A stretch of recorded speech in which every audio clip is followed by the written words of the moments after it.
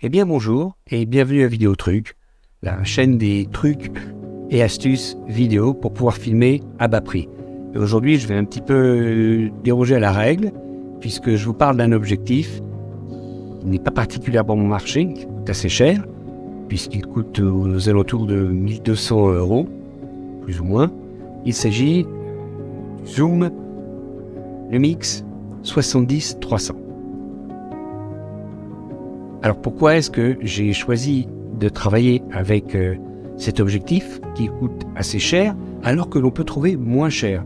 Je fais notamment allusion au Sigma 100-400 qui est un excellent objectif qui filme jusqu'à 400 alors que le Lumix ne filme que jusqu'à 300 et qui coûte près de 3 à 400 € de moins.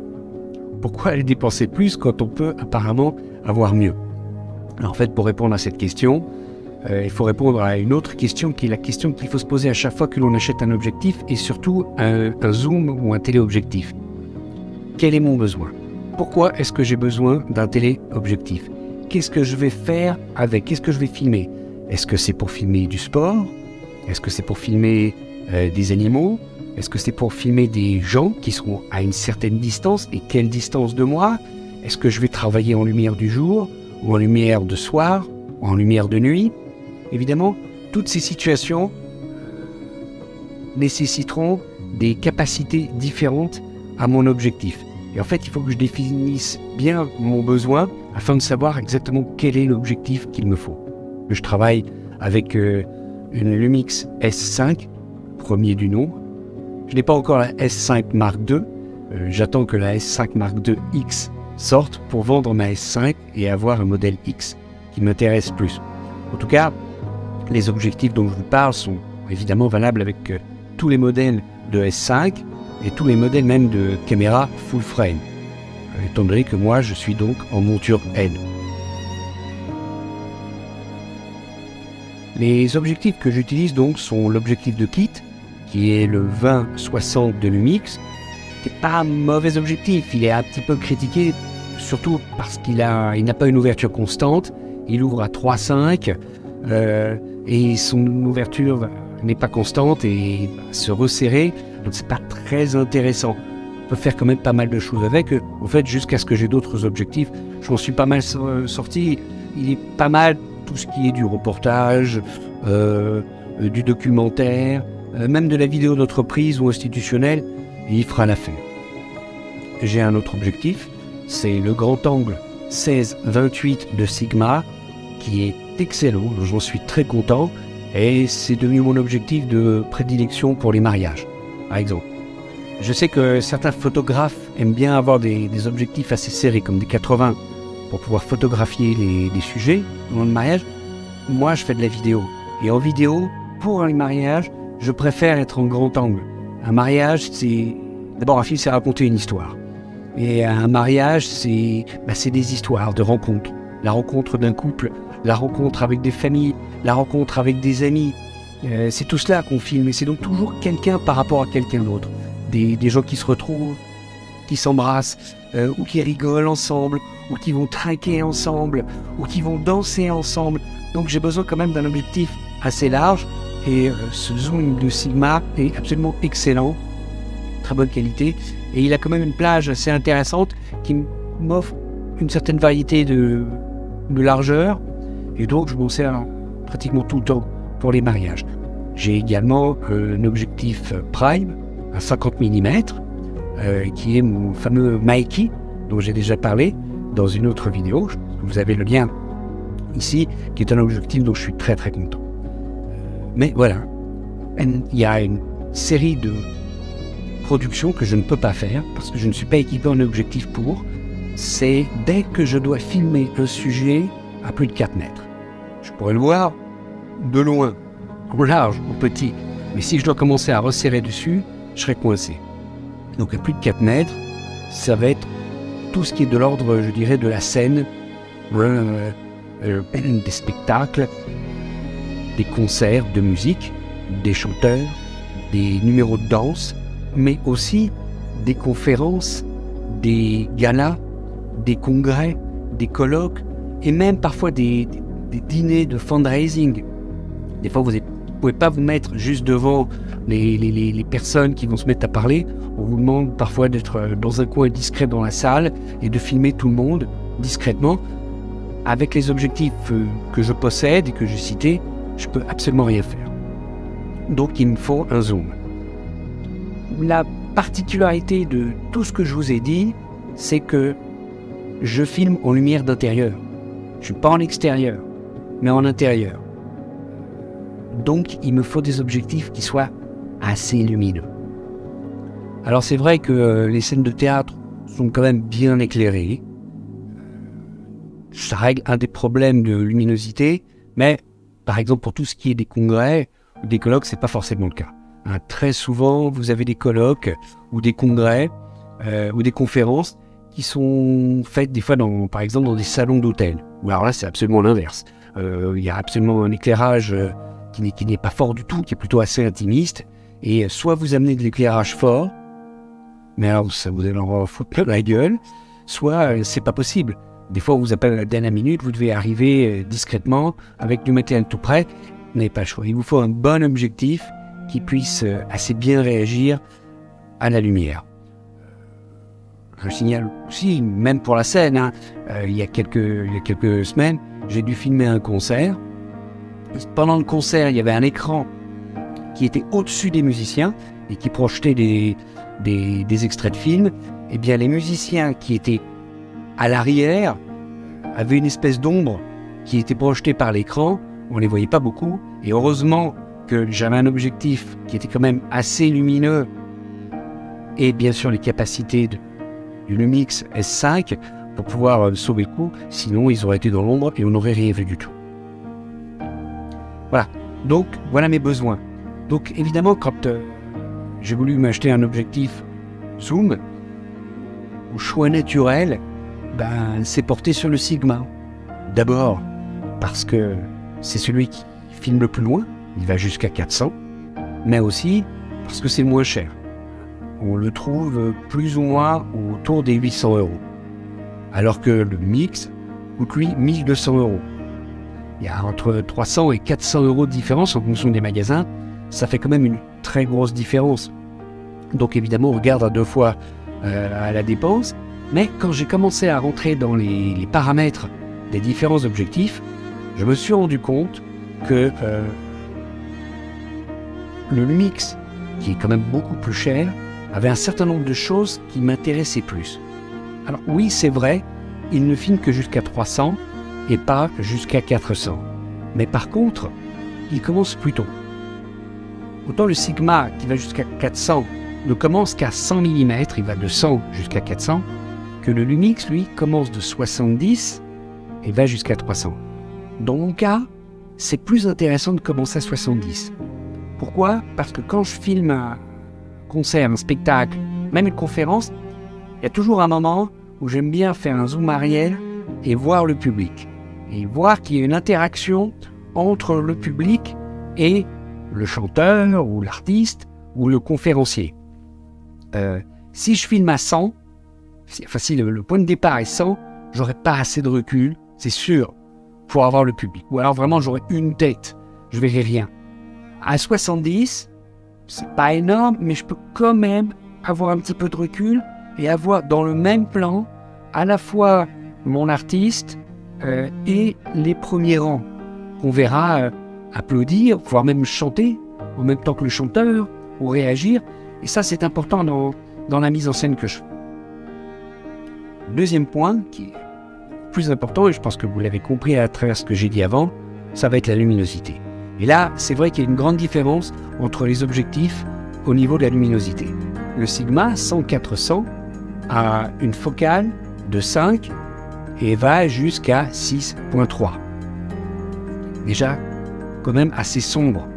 Ça veut dire que quand je serai à 400, 6.3, ça sera déjà pas très lumineux. Alors, c'est sûr que quand je fais de la scène, je ne tiens pas à avoir forcément du bokeh ou des choses comme ça. C'est pas mon objectif. Et à partir de 6.3, déjà pour le bokeh, ça sera moins fort. Si je filmais en lumière du jour, si j'étais en extérieur, je pense que ça serait pas un problème. vu que je suis en intérieur, que je fais de la scène, que je me retrouve dans des situations comme celles que je vous ai décrites, filmer des conférences, des galas qui sont parfois dans des salons d'hôtel, qui ne sont pas forcément bien éclairés, parfois il y a une lumière intimiste dans ces endroits-là, et donc au niveau lumière, à 6.3, ça va pas être bon, Une situation comme celle que je vous ai décrite avant, avec mes musiciens qui étaient vraiment au fond de la scène, avec un écran par-dessus qui leur faisait de l'ombre, là j'aurais été mal. Voilà. Donc il me faut un objectif qui soit plus lumineux. Or, il se trouve que le Lumix, oui, est plus lumineux. Il est plus lumineux puisqu'il démarre à 4.5 et va jusqu'à 5.6 lorsque je suis à 300. C'est pas très loin, mais c'est quand même assez lumineux et comme je l'ai dit, j'ai réussi à m'en sortir dans des situations parfois assez délicates. Donc pour moi, la luminosité est quelque chose de très important vu que je filme en intérieur. C'est sûr que si je filmais en extérieur, par exemple, pour du sport, ou même de la vidéo animalière, je n'aurais pas besoin d'un objectif aussi lumineux. Et là, 100 ou 400 serait peut-être plus intéressant. Mais pour tout ce qui est de l'ordre de la scène ou de la conférence, j'ai besoin d'un objectif lumineux. Et là, c'est clair que le Lumix répond beaucoup plus à mes besoins que le Sigma. Enfin, il y a le dernier argument, celui qui a vraiment fait pencher la balance du côté du Lumix. C'est un argument de poids, puisque c'est justement le poids des deux objectifs. Le Lumix pèse 790 grammes, alors que le Sigma pèse 1,14 kg. Ça veut dire qu'il y a près de 350 grammes d'écart entre les deux. Vous allez peut-être me dire, 350 grammes, qu'est-ce que c'est ? Oui, c'est rien, mais n'oubliez pas que c'est un poids qui s'additionne à ce que vous devez déjà porter. Vous avez déjà votre appareil photo qui pèse près de 3 kg. Vous rajoutez ses batteries, vous rajoutez un microphone. Vous allez maintenant lui rajouter un objectif qui fait déjà 800 grammes. À l'arrivée, vous vous retrouvez avec un set qui fait plus de 4,5 kg. D'autant plus que n'oubliez pas que quand vous partez au tournage, vous avez votre sac à dos et votre trépied. Mon sac à dos, j'ai 2 appareils photo avec leurs objectifs, avec leur batterie de rechange, avec leur microphone pour chacun, avec des câbles, avec toutes sortes de petits accessoires comme ceux dont je parle dans cette vidéo-là. À l'arrivée, mon sac qui fait entre 7 et 10 kilos. Ah oui, j'ai oublié, vous avez bien sûr un recordeur, et parfois même, dans certains cas, je suis obligé de me trimballer avec un mini Mavic et ses batteries. Alors là, c'est carrément 10 kilos. Dans ces cas-là, je peux vous dire que chaque centaine de grammes compte. Vous faites attention à tout. Et pour moi, c'est vraiment un argument rédhibitoire. Et si oui, il y a une différence de 350 grammes de poids et entre 350 et 400 € de différence, eh bien, c'est clair, je vais payer sans hésiter les 400 € de plus pour avoir un appareil qui me pèsera 350 grammes de moins parce que aujourd'hui, après 55 ans et 3 hernies discales dues à force de porter du matériel, des trépieds, des sacs à dos avec des caméras lourdes, etc., je ne peux plus me permettre d'envisager des tournages lourds et compliqués. Donc si je fais l'addition entre ce poids qui est avantageux, entre une luminosité qui est quand même supérieure et une focale de démarrage qui démarre de plus loin de 70, alors dans mon cas, et dans ce cas-là précis, oui, le Lumix est plus intéressant pour moi que le Sigma, et qui coûte pourtant bien moins cher. Bon, et maintenant, sur le terrain, qu'est-ce que vaut cet objectif ? Je l'ai depuis quelques mois, je l'ai utilisé déjà 6 fois. Évidemment, c'est de la belle cam, c'est beau matériel, on a une image très belle, très bien définie, très sharp, comme ça, comme c'est généralement de toute façon le cas avec tous ces gros objectifs qui vont sur des caméras full frame, on a une très belle définition. Et d'ailleurs, pour l'anecdote, la semaine dernière, j'ai filmé un concert avec cette caméra et cet objectif. C'est un concert multicam, on travaillait avec 9 caméras et cet objectif-là et surtout cette caméra, la S5, était la meilleure caméra que j'avais. Donc je l'avais réservée pour être en gros plan sur le chanteur. Et bien quand j'ai fait le premier jet du montage, vous voyez un mix de toutes les caméras pour voir un petit peu ce que ça donnait, l'agent du chanteur s'est retourné contre moi et m'a dit « Mais attendez, vous avez utilisé de mauvaises caméras ?» Pourquoi ? Bah oui, il y a une caméra, on voit sa barbe, on dirait qu'il a de la barbe alors qu'il n'en a pas, on voit même sa sueur. Ça va pas, ça, vous savez pas filmer, c'est pas une bonne caméra. Et là, je me suis dit, ok, c'est bon le mix. Ça a été réglé, bon, j'aurais pu régler ça avec un petit coup de filtre diffuseur à l'avance. J'ai mis un filtre diffuseur à l'étalonnage, et là, d'un coup, sa barbe avait plus ou moins disparu, exactement comme sur les autres caméras. Et d'un coup, mon client était bien content que finalement, ah si, j'avais une bonne caméra qui filmait comme les autres. Voilà, ça c'est pour l'anecdote. Donc c'est une image qui est effectivement très sharp. D'ailleurs, je signale que ces plans que vous voyez maintenant, pas les premiers, mais ceux que vous voyez maintenant pour rapprocher, sont filmés par le Lumix 70-300. Alors maintenant, s'il y a une réserve que je dois faire quand même sur cet objectif, je signale quand même que je l'ai utilisé déjà 6 fois. Les 2 ou 3 premières fois, j'ai eu quelques petites galères avec l'autofocus. Alors, est-ce que, parce que c'est le Lumix, évidemment, le Lumix S5 Mark 1 et pas Mark 2, il faudrait voir sur un Mark 2 s'il y a une différence. Là, il fallait vraiment être... Ouais, est-ce que c'est parce que l'objectif était neuf et que venait de se mettre aux marches, je dirais, et qui n'avait jamais été utilisé et qu'il fallait un petit peu le décoincer.